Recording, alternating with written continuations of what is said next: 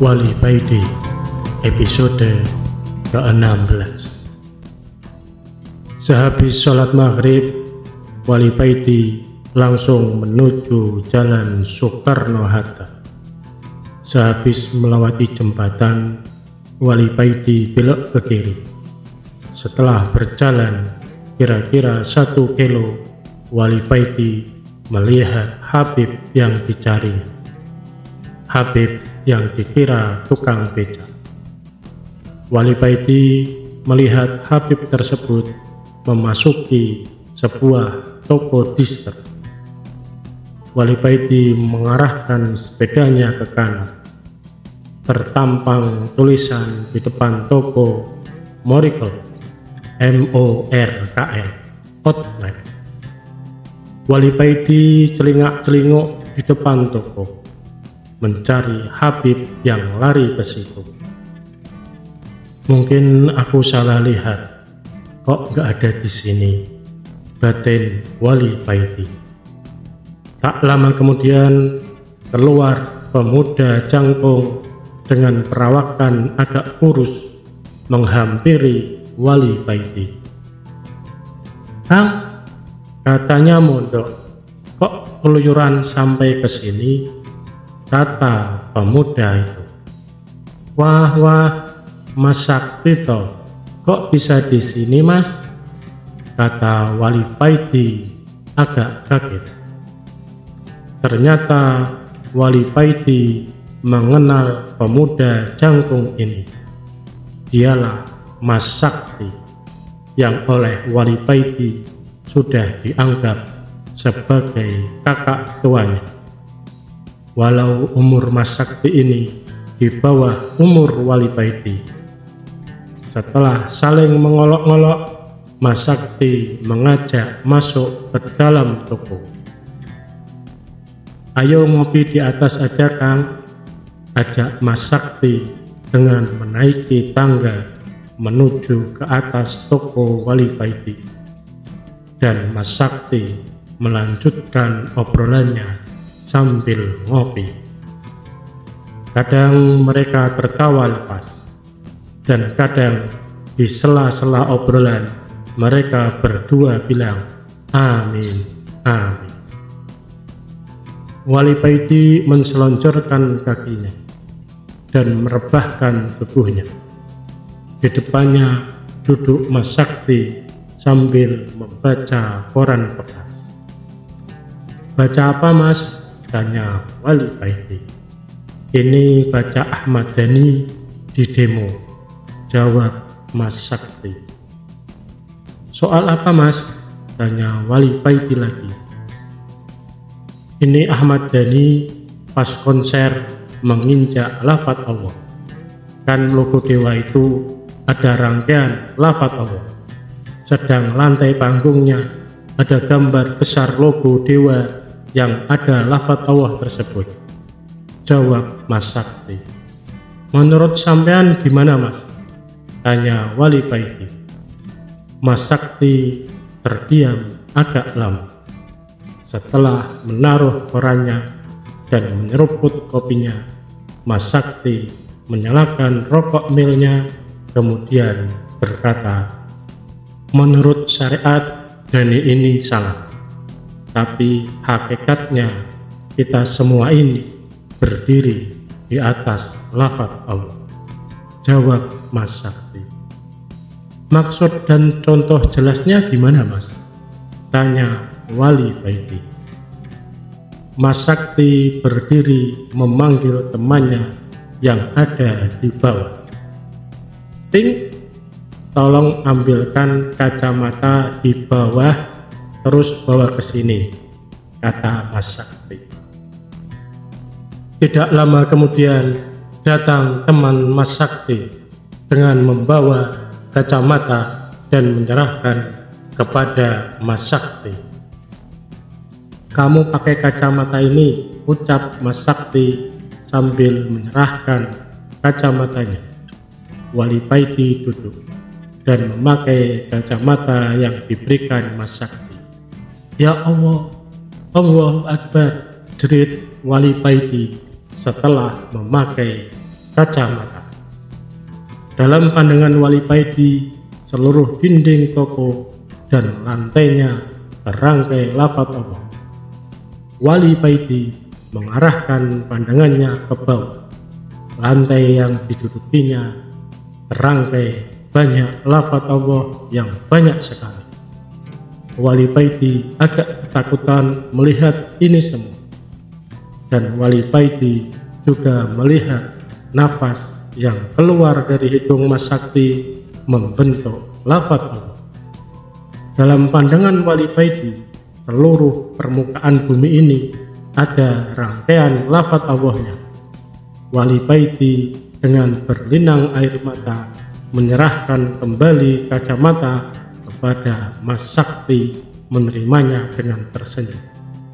Kemudian ia berkata, andai hijab hati kita dibuka oleh Allah, maka seluruh benda dan seluruh permukaan bumi terangkai lafaz Allah.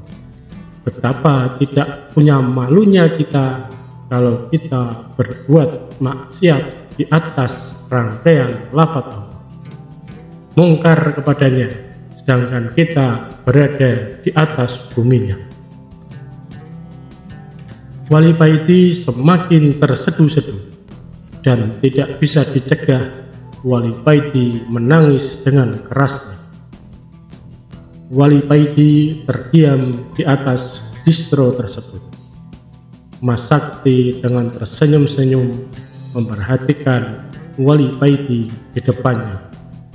Hening yang sangat lama menghinggapi mereka. Tidur aja dulu Kang di sini, ucap Mas Sakti. Nanti aja, belum ngantuk Mas, jawab Wali Paidi. Tapi tidak lama kemudian Wali Paidi merasa kantuk yang sangat berat dan tidak dapat dicegah. Wali Paidi pun akhirnya tertidur. Dalam tidurnya, Wali Paidi bermimpi yang seakan-akan tidak bermimpi. Karena dalam mimpinya, Wali Paidi seakan duduk di depan Mas Sakti sama persis seperti dalam keadaan terjadi. Tiba-tiba ada suara bler bler bler di depan toko. Wali Paidi berdiri dan berjalan ke jendela toko. Wali Paidi melihat kakak Mas Sakti datang dengan naik Harley dengan memakai jaket dan celana hitam. Kakak Mas Sakti ini turun dari moge. Wali Paidi tersenyum ketika melihat kakak Mas Sakti ini mencopot helmnya. Potongan rambutnya itu keren habis, samping kanan dan kiri dicukur habis, tinggal tengah sampai ke belakang dibiarkan panjang. Wali Paidi dalam mimpinya cuma terdiam. Dia melihat Mas Sakti turun menyambut kakaknya. Tidak lama kemudian mereka berdua naik ke atas toko. Wali Paidi maju dan mencium tangan kakak Mas Sakti. Oh ini toh Wali Paidi, ucap kakak Mas Sakti. Inggih Mas, niki larene, jawab Mas Sakti. Setelah ngopi dan merokok sebentar, terdengar suara lagi, bler bler bler. Rupanya ada Harley lagi yang datang. Itu Bang Yek Terongan, udah datang, ayo berangkat. Ayo kamu juga ikut, kata kakak Mas Sakti kepada Wali Paidi. Wali Paidi berboncengan dengan Yek Terongan, sedang Mas Sakti berboncengan dengan kakaknya.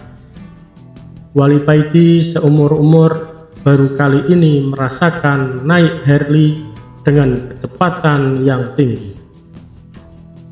Wali Paidi merasakan dalam mimpinya seakan jalan yang dilaluinya menuju ke langit.